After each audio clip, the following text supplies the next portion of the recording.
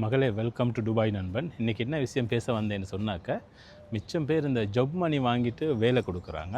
நான் வானான்னு சொல்லலை, பரவாயில்ல. ஏன்னா நிறைய பேர் வேலை இல்லாமல் இருக்காங்க. செய்யுங்க, பிரச்சனையே இல்லை.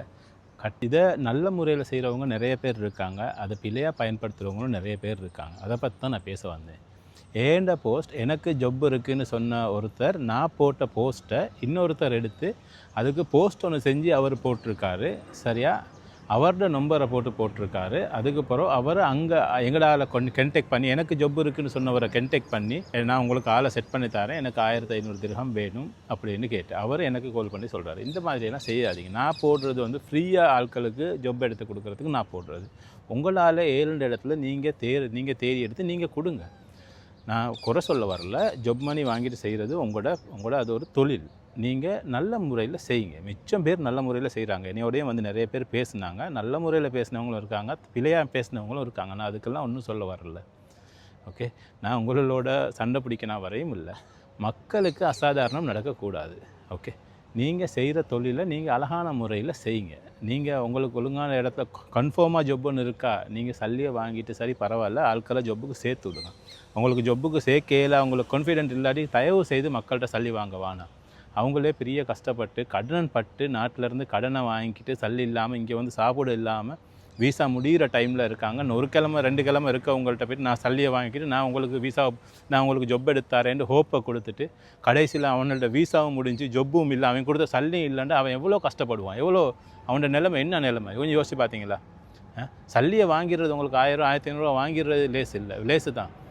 இப்போ ஜொப் இல்லாமல் இருக்கவங்க நான் ஜொப் தாரேன்னு சொன்னாங்க, என்ன சரி செஞ்சு கூட்டாளிட்டு யார்கிட்ட ஊரில் இருந்து சரி எடுத்து சல்லியை தந்துடுவாங்க. அது நீங்கள் அதுவும் ஒரு தொழில், நீங்கள் செய்கிறதும் ஒரு தொழில் நினச்சி அதை ஒழுங்கான முறையில் செய்யுங்க. எந்த கூட்டாளிமாரும் நிறைய பேர் செய்கிறாங்க. இப்போ இதை பார்க்கல அவனுக்கும் கோபம் வரும். சரியா? கோவப்படுறதுக்கு நான் சொல்லலை. நீங்கள் செய்கிற தொழிலை நீங்கள் அழகான முறையில் செய்யுங்க. நீங்கள் நேர்மையாக செய்யுங்க. விளைஞ்சா அது அந்த அசிங்கமாக பார்க்காம ஆட்கள் உங்களோட தொழிலையும் வந்து ஒழுங்காக ஒரு அழகான தொழிலாக பார்க்கட்டும். அது நீங்கள் செய்கிறது ஒரு சேவை தான், நான் இல்லைன்னு சொல்லலை. நீங்கள் செய்கிறதும் ஒரு சேவை, கட்டாயம் அது ஒரு நல்ல ஒரு சேவை. ஆனால் அதை நேர்மையான முறையில் செய்யுங்க. அதை தான் நான் சொல்ல வரேன். நீங்கள் உங்களுக்கு ஜொப் கொடுக்கலுமா, கன்ஃபார்மாக உங்களோட கையில் ஜொப் இருக்கா, நீங்கள் ஜொப் மணியை வாங்கிட்டு கொடுங்க, பிரச்சனையே இல்லை. உங்களோட கையில் ஜொப் இல்லாட்டி ஏன் நீங்கள் இப்படி செய்கிறீங்க? எவ்வளோ பேர் மிச்சம் பேர் ஒரு நாளைக்கு எத்தனை இன்பாக்ஸுக்கு மெசேஜ் வருது தெரியுமா? நான் சல்லி கொடுத்துட்டேன், எனக்கு ஜொப் கிடைக்கல, எனக்கு இன்னும் 1 கிழமை தான் இருக்குது, நான் சல்லி கொடுத்துருக்கேன், எனக்கு ஜொப்பை கன்ஃபார்மாக தாரேன்னு சொன்னாங்க, அவர் நம்பி தான் நான் கொடுத்தேன், இப்போ ஃபோனும் ஆன்சர் பண்ணுறாருல்ல. இதெல்லாம் சரியான எனக்கு இதை பற்றி பேசணும். எனக்கு வந்து நிறைய மெசேஜ் வந்திருக்கு. நான் மிச்சம் பேர் கேட்குறாங்க, ஏன் நீங்கள் நம்பரை ஃபேஸ்புக்கில் போடுற இல்லை உங்களோட நம்பரை அப்படின்ட்டு. எனக்கு ஃபேஸ்புக்கில் நம்பரை போட இயலாது. இப்போவுமே நான் கொஞ்சம் பேருக்கு நம்பரை கொடுத்து ராவைக்கு 1 மணி 2 மணிக்கெல்லாம் கோல் அடிச்சிட்டு இருக்காங்க. நான் ஜொப் கொடுக்குற இல்லைப்பான்னு சொன்னாலும் கேட்குறாங்கல்ல. நான் ஒரு குரூப் ஒன்று க்ரியேட் பண்ணி வாட்ஸ்அப் சேனல் ஒன்று திறந்துருக்கேன். அந்த சேனலில் எனக்கு கிடைக்கிறதெல்லாம் நான் இதில் போடுவேன். அது இல்லாமல் எனக்கு உண்மையாக யார் சரி ஜொப் இருக்குதுன்னு சொன்னாங்கன்னா நான் அதை வீடியோவாக போட்டு கொடுப்பேன்.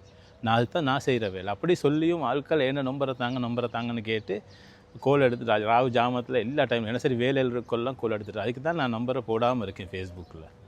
இதனால் எனக்கு நிச்சயம் ப்ரொமோஷன்ஸும் மிஸ் ஆகுது. அப்பையும் பரவாயில்ல, ஏன்டா நிம்மதியாக வேலை செய்யணும்னு சொல்கிற சுற்றி மற்ற இப்போ பேச வந்த விஷயம் மக்களே ஆயிட்டான். கட்டாயம் இந்த ஜொப் மணி எடுத்துகிட்டு செய்கிறவங்க நீங்கள் ஒரு சேவை தான் செய்கிறீங்க, நான் இல்லைன்னு சொல்லலை. அதை அழகான முறையில் செய்யுங்க, நேர்மையாக செய்யுங்க, அல்லாஹ்வுக்கு பயந்துக்கிட்டு செய்யுங்க.